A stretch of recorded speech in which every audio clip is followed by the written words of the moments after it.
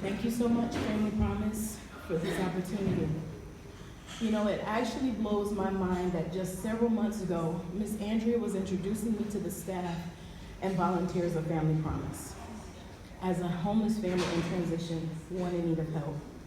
And now here she is, introducing me as a speaker to the very people whose service and influence have impacted and elevated our lives. This occasion is amazingly momentous, to say the least.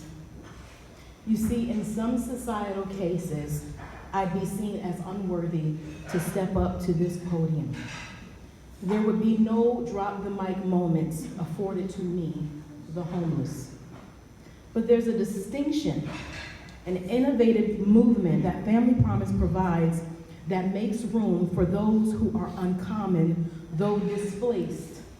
That's why I've coined Family Promise as the community who sees you. Guys, I came to Family Promise in dire need of recovery.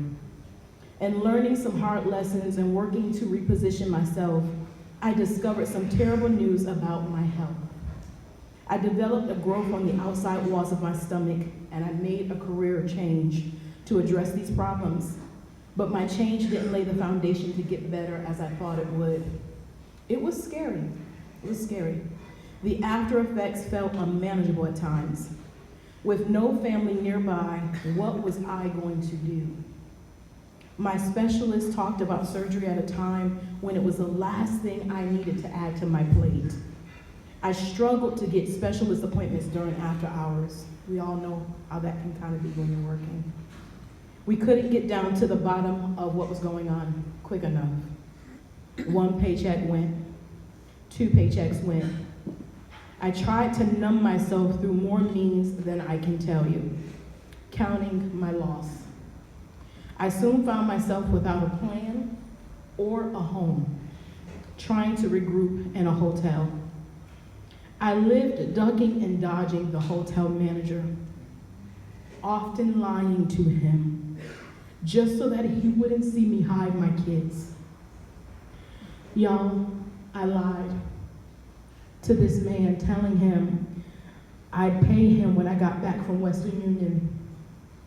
It's sad, it's scary to admit that to you guys, but I did. Knowing I had no money to pay him. I knew that if they knocked on my room door and the kids were there, they wouldn't put us out. Sitting in my car crying became my new normal. I used my own kids to keep a warm bed at night. The guilt haunted me. Even when my kids smiled at me and said, "Mommy, it's okay." If we stayed in the car another night, the state would take my kids. How could I guarantee they wouldn't be neglected, starved, trafficked, or abused? I was their mother, and I couldn't even bless their lives outside of the culture of love I passed on to them.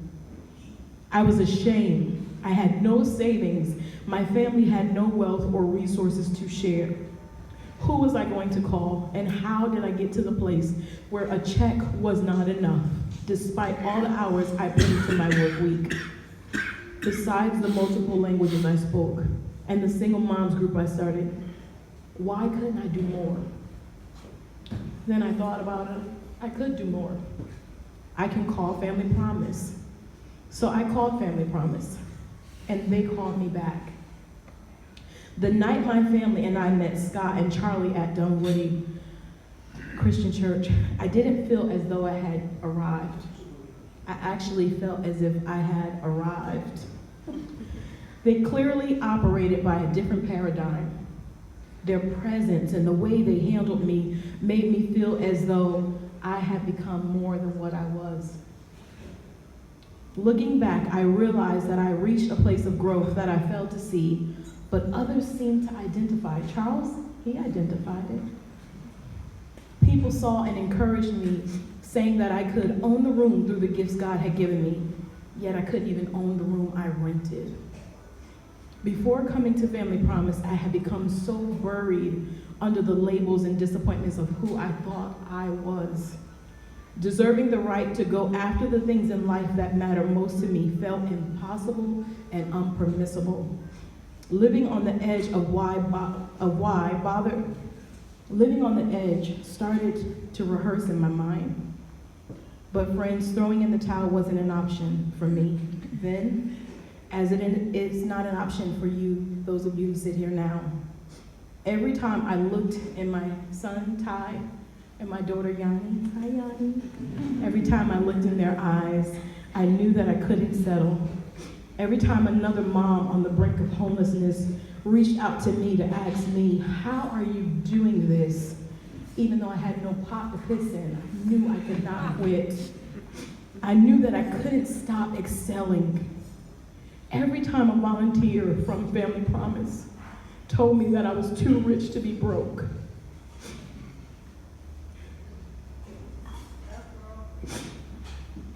we love ya. I knew that my time to end this plight was near. I had never witnessed a group of people who waste no time going to work on your behalf. I have rarely witnessed such selflessness demonstrated in people committed to seeing others win besides themselves. Your presence, your time, and your energy prove that you too have the same mission and passion as I do. We're now in our passing home. We're in our apartment, guys.